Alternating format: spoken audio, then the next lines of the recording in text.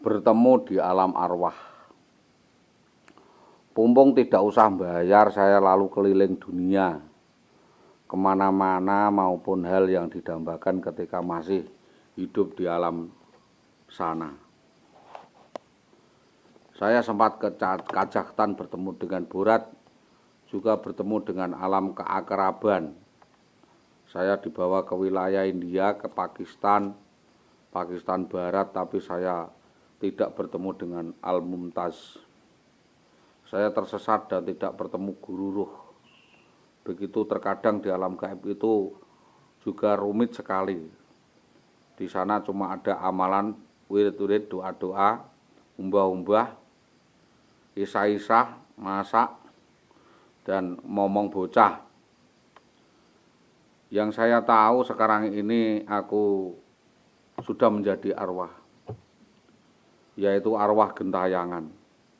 Dan aku ganti nama dengan Susilo Utomo alias Sahabuddin Agus Utomo, yang gentayangan di alam arwah karena masih bertemu dengan Dewi Mumtaz. Belum ketemu dengan mursyid guru Torekoh yang jalannya menuju Tuhan Gusti Allah yang Maha Kuasa. Kalau sabar katanya nanti suatu saat akan masuk surga, kalau tidak manut masuk neraka. Anda akan saya ajak memasuki jalan itu pelan-pelan. Benar saja memang sekarang walaupun di alam arwah, sifat-sifat duniaku pun masih terbawa. Masih bisa gojek guyon bercanda dengan kalian. Walaupun saya tahu di dalam ilmuku yang aku tekuni orang tidak boleh gojek dan tertawa-tawa. Dan menurut keyakinanku yang saya anut, ada saja alam arwah hidup bersama-sama di alam gaib manusia yang biasa dan dipakai di dalam prinsip hidup manusia untuk menyelewengkan tujuan orang lain ke dalam tujuannya hidup di dunia maupun di akhirat, yang disebut dengan arwah gentayangan. Sebetulnya bukan arwahnya yang gentayangan, tapi orangnya yang pikirannya gentayangan. Tidak karuan yang gentayangan. Pemenuhan hasrat hidupnya yang terlalu berat, kebutuhan sudah jelas tapi pemasukan tidak jelas. Lalu pikirannya gentayangan, membuat ia gentayangan. Tapi juga alam arwah yang masih hidup pun horeg, diguncang bencana dari alam arwah lain, di dunia lain, yang juga ikut alam dunia, termasuk hanya bursa alam, bursa saham, harga minyak dunia, penyakit dan lain sebagainya. Itu disebut alam barzah. Alam barzah atau alam bursa ini ditawarkan di dalam bursa roh Ajajil. Nah, itulah cuplikan sedikit dari ceritaku, cerita di alam arwah. Karena di dalam arwah juga di situ ada LSM, ada media dan KPK di alam arwah yang menguji setiap cerita. Ada pengadilan dan kejaksaan di alam arwah. Pengadilan dipimpin Allah langsung, tapi saya belum sampai kepada alam malakut al-halut jal-jalut, yang hanya kata bicara juru bicara Allah dan para malaikatnya. Mudah-mudahan secepatnya sampai ke sana. Sebagaimana saya sampaikan dan saya impikan, saya dambakan untuk secepatnya sampai ke sana, sebab bagaimanapun juga aku bosan melihat kemunafikan manusia di dunia. Bagaimana mereka menjejali ide-ide dan pandangan mereka untuk kami ikuti dan jalannya itu. Walaupun saya ingin secepatnya menempuh jalan itu, jalan sutra, jalan spiritual, jalan mistik. Yang selanjutnya saya ingin meningkatkan spiritualitas saya juga menggunakan ilmu japa mantra yang saya pelajari di dunia pendidikan, yang sangat tidak memadai untuk meniti jalan mistik menuju ke alam arwah. Kata Cik Dul yang akrab dengan arwah saya ini, kalau Bang Dul ini melihat saya seperti sekarang ini, ia akan melihat prihatin karena ia melihat tidak adanya kedamaian di dalam hati saya seperti saat dulu masih hidup di alam dunia bersama bercanda dengan anak dan istri. Sama sekali tidak sama antara ukuran sengsara dan bahagia di alam arwah. Saya hidup sendiri seperti transformer. Saya sangat transparan melihat betapa sengsaranya orang dunia berkelimang harta dengan uang dan hawa nafsu kedagingan. Ya, saya ajak Kang Dul ke Tanggi untuk melihat catatan amal saya melalui film, DVD, CVCD, YouTube, yang transparan. Sejak kecil saya merasa kami berdua memiliki kesamaan visi dan aura yang sama, nasib yang sama, masuk ke alam arwah yang sama. Saya melihat ada aral melingkang aura yang bagus dan indah di ruh Kang Dul ini, tetapi sayang badannya dibiarkan untuk dibacok Sanberuk yang sangat jahat, darahnya bercucuran, punggungnya robek, kepalanya pecah. Saya juga melihat geng Nero dengan jelas berkacamata arwah saling bertengkar, tembus pandang jelas walaupun tanpa melihat berita di Juana, di TV maupun radio sekalipun. Kami berdua juga, kata pimpinan alam arwah, memiliki aura bagus karena mempunyai keluguan dan kejujuran.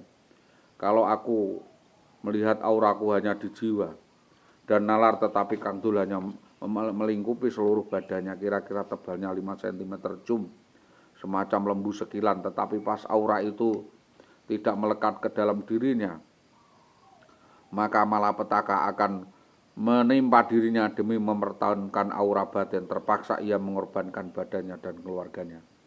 Menurut perkiraan saya, auranya ini lebih mirip seperti kaca tebal dan es, tetapi lebih panjang, lebih dingin dan lebih keras, lebih bening dan lebih jernih sehingga mata biasa tidak mampu mengenali orang yang punya aura atau tidak.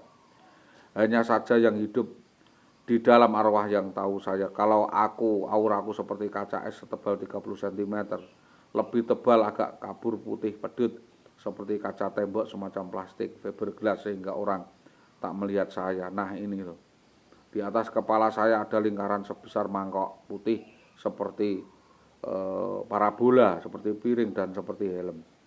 Apa jelas? Tukas penanya. Ya jelas, saya tidak mengerti itu. Makanya apa, tetapi perjalanan saya keliling dunia semua terasa kecil, remeh. Saya temui berbagai jenis manusia sakti yang lebih jernih dari Kang Dul, yang tulus ngurusi saya, mempunyai tanda-tanda seperti itu sehingga aku tidak khawatir bersahabat dengan dia. Dengan apa giliran kami bisa nyambung saat bercerita. Semua secara gamblang aku ceritakan kepada Kang Dul, cerita-cerita dari alam arwah yang orang sekitar Kang Dul tidak paham. Itulah karena Kang Dul juga telah memasuki alam arwah. Dia memasuki tempat api pencucian biasa, tempat penyiksaan, surga, neraka, ruang besar seperti sel di mana arwah-arwah itu menerima pengadilan atas pelakuannya sewaktu ia hidup di dunia. Kemudian ada ruang kecil, tempat penampungan, ruang tahanan, dan tempat tunggu yang untuk diadili. Dan kalau bisa naik terus, nanti akan sampai pada yang disebut dengan surga. Saudara, melalui dirimu aku melihat kebenaran. Pada saat lain Kang Dul menceritakan tentang gurunya yang sakti dan tembus pandang ke alam arwah. Aku mohon agar setiap permohonan aku benar-benar terkabul, benar-benar terjadi di hadapanku. Datang berdiri seorang guru gaib di luar dugaan. Sama sekali tidak mengira, saya kira ini hanya wali, sufi, kekasih Allah, atau pengikut aliran tasawuf di Baghdad, atau yang datang ini semacam arwah Kiai Lampung Panggung, atau arwah Al-Ustadz. Lu kok dilalah malah bertemu arwah pendeta. Lah ini bagaimana? Mau enggak mau, saya hanya mohon kepada Allah yang Maha Kuasa, lalu saya mau diajari tentang pengetahuan berbagai agama. Ini mengejutkan sekali dan mengherankan. Waktu saya minta pelajaran spiritual, saya tidak perlu menyebut apa keyakinan saya. Hanya saya minta diberi pelajaran semacam tasawuf atau tarekat, lengkap dengan doa-doanya yang bergaris Islam yang datang dari Gusti Allah. Saya minta diajari yang universal, yang umum-umum saja, kurang lebih asalkan jalur, yaitu jalur kebenaran kesemestaan, tidak menitik beratkan pada satu agama. Jadi ajaran yang aku terima dari guru roh meliputi semua agama, lengkap dengan filsafat-filsafat timur barat. Ada di buku-buku Buddha Gautama, buku-buku Islam, buku Kristen, buku Hindu, atau semua agama-agama yang berlaku di dunia, bahkan mencakup agama yang tidak ada. Jalan arwah yang aku tempuh dan aku alami, aku yakini benar keberadaannya, yaitu 100% jalan Allah. Tidak ditemukan satupun di tempat selain alam arwah, jalan menuju Tuhan yang Maha Esa, kuasa yang hebat, kuasa yang diajarkan kepada saya. Ini benar-benar berbeda. Apa yang saya alami, apa yang aku tekuni selama ini adalah syariah usuluddin, dakwah, teologi, hukum, pendidikan, adab maupun tarbiyah. Pengalamanku selama ini sia-sia. Pengalaman baruku ini unik, benar berbeda dengan apa yang diajarkan Pak Kharis Zubair di dalam filsafat etika waktu di Fakultas Filsafat IAIN Sunan Kalijogo, di sebuah perguruan tinggi terkenal di Yogyakarta tahun 1991. Aku sudah terpuaskan dengan segenap goncangan dan kegagalan. Persis seperti kata-kata temanku Listia dan Fatma, kalau saya memang benar-benar repot dan tak akan pernah jadi apa-apa setelah melihat setiap mahasiswa filsafat mati di ujung maut dalam mencari hakikat hidup. Ada yang menerjunkan diri dari tebing gunung seperti Margiatno, ada yang minum obat nyamuk seperti Ali Zulhusna, ada yang frustasi karena wanita seperti Sohibul Munir, ada yang seperti tentara seperti Hidayat Fadilah, ada yang jadi pengembara seperti aku yang tak pernah selalu ada jalan yang sama di alam arwah. Banyak jalan menuju rumah, tapi tak ada yang tahu pasti melalui pintu mana kita masuk ke alam itu. Begitu pula temanku Hormas Afnan Malai yang hebat dalam ilmu hukum, hebring ilmu hukum dan tata krama, tata bahasa. Si Ozi yang ilmu Islamnya tis, temanku yang lain hanya biasa saja. Tak cukup layak aku ceritakan di tulisanku ini. Jadi yang aku lihat, yang ada aturannya tidak banyak dan tebal, dan hanya ini sedikit ulasan tentang aura. Waktu saya keliling-keliling dunia, aku mampir di Damaskus, Yerusalem, dan juga ke Mekah, Madinatul Munawwarah. Saya juga melihat tempat-tempat suci yang lain, Palestina. Saya juga melihat gereja-gereja Roma, Italia. Saya melihat sinar putih bening memanjar di langit dari sana, tegak lurus dan menyilaukan, yang tingginya tidak terukur jangkauan mata. Selain itu juga saya melihat seberkas cahaya memancar dengan cantiknya menembus tanah Jawa. Lawang saya ini orang Jawa, di tanah Jawa seperti apa kok begitu saja. Di tanah Jawa ini ada beberapa tempat aura di langit, tembus di Jawa Timur, di Jawa Tengah dan Jawa Barat. Saya ingat waktu dahulu saya waktu hidup di alam normal mempelajari agama Islam, khususnya tasawuf. Waktu saya mengajar agama Islam, aku merasa panas dingin saat diprotes murid saya soal istighosah. Kemudian setelah saya meninggal, saya merasa seperti masih hidup. Saya rasa sesama ketemu bekas murid-murid saya, tidak ada yang membekas. Ajaran agama kepada murid-murid saya kabur, terbang tak kemana. Mereka tidak hormat guru, tidak taat orang tua, tidak sholat, tidak dengar, tidak mau hidup taat seperti saya, dengan gemar ke masjid, sholat, pengajian, berjanjian, beat. Kata dia, itu jenis kehidupan susah di alam roh. Tidak ada sedikit pun kesenangan, tidak ada pergaulan yang menyulitkan. Kuno, lihat, kata murid, nggak bisa kumpul keluarga, melarat. Aku, walaupun kepada masyarakat karena tidak mau menanggung pertanggungjawaban hasil ajaran agama saya, sehingga aku lantas masuk dalam alam arwah, alam yang tidak mengenal batas dan tidak mengenal waktu. Kalaupun aku hilaf, itu dari sisi kemanusiaanku. Kalau itu benar karena aku dibimbing oleh roh suci.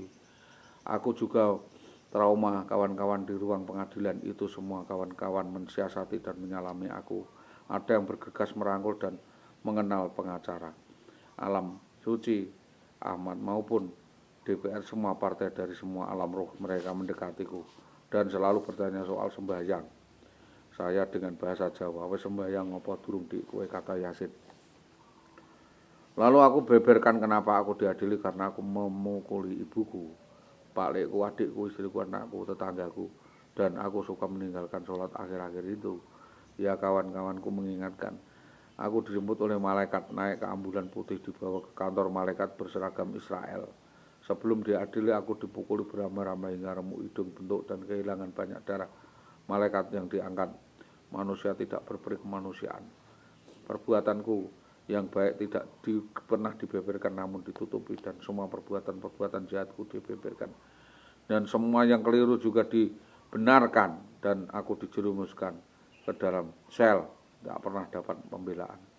Kekeliruan demi kekeluaran manusia adalah suka menambah-nambah berita bohong, kesalahan, dan manipulasi seseorang, terutama pada penganut alam arwah. Pendapat manusia selalu mengaku yang paling benar, Sedangkan pendapat alam arwah selalu disalahkan sehingga aku hampir tidak pernah benar. Walaupun malaikat pun bisa juga salah.